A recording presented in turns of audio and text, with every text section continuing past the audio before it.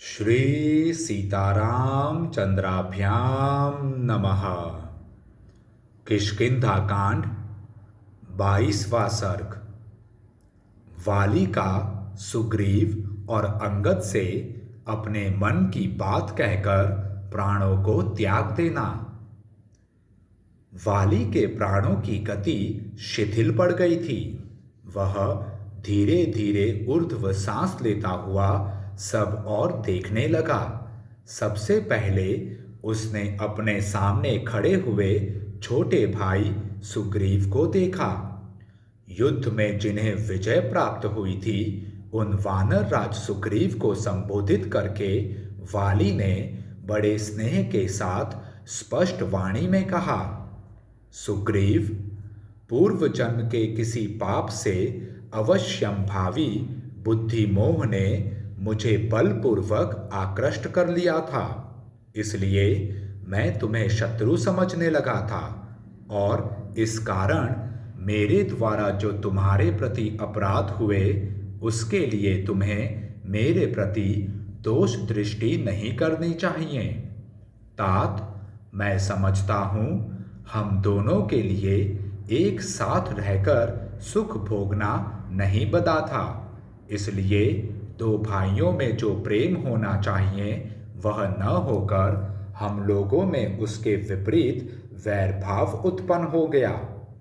भाई, तुम आज ही यह वानरों का राज्य स्वीकार करो तथा मुझे अभी यमराज के घर जाने को तैयार समझो। मैं अपने जीवन, राज्य, विपुल संपत्ति और प्रशंसित यश का भी तुरंत ही त्याग कर रहा हूं। वीर राजन, इस अवस्था में मैं जो कुछ कहूंगा वह यद्यपि करने में कठिन है, तथापि तुम उसे अवश्य करना। देखो, मेरा बेटा अंगद धरती पर पड़ा है।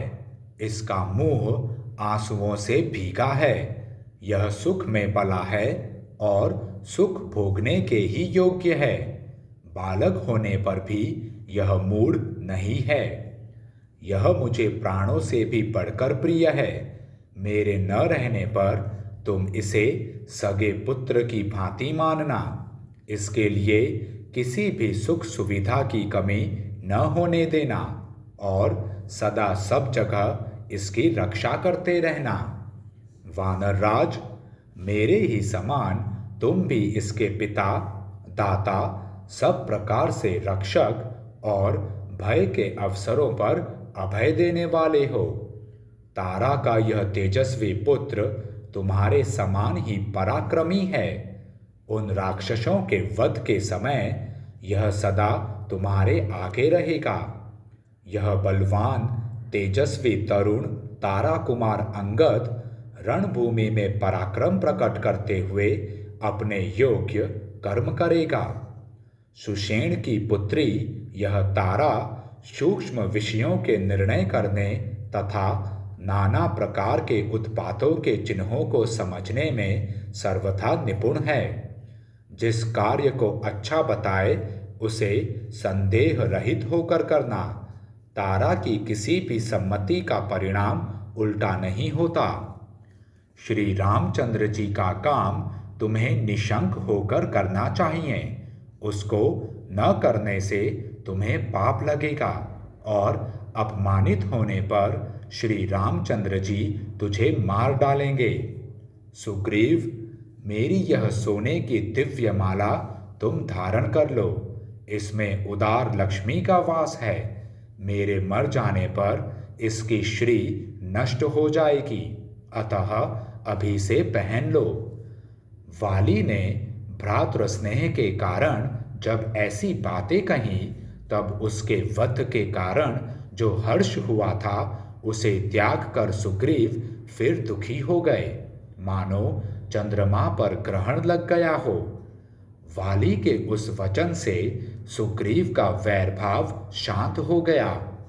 वे सावधान होकर उचित बर्ताव करने लगे। उन्होंने भाई की आज्ञा से वह सोने की माला ग्रहण कर ली।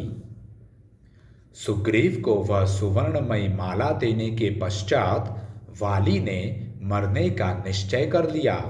फिर अपने सामने खड़े हुए पुत्र अंगद की ओर देखकर स्नेह के साथ कहा, बेटा, अब देश काल को समझो। कब और कहाँ कैसा बर्ताव करना चाहिए, इसका निश्चय करके वैसा ही आचरण करो। समयानुसार प्रिय अप्रिय, सुख दुख जो कुछ आ पड़े उसको सहो। अपने हृदय में क्षमा भाव रखो और सदा सुग्रीव की आज्ञा के अधीन रहो। महाबाहो, सदा मेरा दुलार पाकर जिस प्रकार तुम रहते आए हो, यदि वैसा ही बर्ताव अब भी करोगे तो सुग्रीव तुम्हारा विशेष आदर नहीं करेंगे। शत्रु दमन अंगद, तुम इनके शत्रुओं का साथ मत दो। जो इनके मित्र न हो उनसे भी न मिलो और अपनी इंद्रियों को वश में रखकर सदा अपने स्वामी सुग्रीव के कार्य साधन में संलग्न रहते हुए उन्हीं के अधीन रहो। किसी के साथ अत्यंत प्रेम न करो और प्रेम का सर्वथा अभाव भी न होने दो, क्योंकि ये दोनों ही महान दोष हैं। अतः मध्यम स्थिति पर ही दृष्टि रखो। ऐसा कहकर बाण के आघात से अत्यंत घायल हुए वाली की आंखें घूमने लगीं। उसके भयंकर दांत खुल गए और प्राण पखेरु उड़ गए। उस समय अपने यूथपति की मृत्यु हो जाने से सभी श्रेष्ठ वानर जोर जोर से रोने और विलाप करने लगे। हाय, आज वानर राज वाली के स्वर्गलोक चले जाने से सारी किष्किंधापुरी सूनी हो गई। उद्यान, पर्वत और वन भी सूने हो गए। वानर श्रेष्ठ वाली के मारे जाने से सारे वानर श्रीहीन हो गए। जिनके महान वेग से समस्त कानन और वन पुष्प समूहों से सदा संयुक्त बने रहते थे, आज उनके न रहने से कौन ऐसा चमत्कार पूर्ण कार्य करेगा। उन्होंने महामना महाबाहु गोलभ नामक गंधर्व को महान युद्ध का अवसर दिया था। वह युद्ध 15 वर्षों तक लगातार चलता रहा। न दिन में बंद होता था न रात में।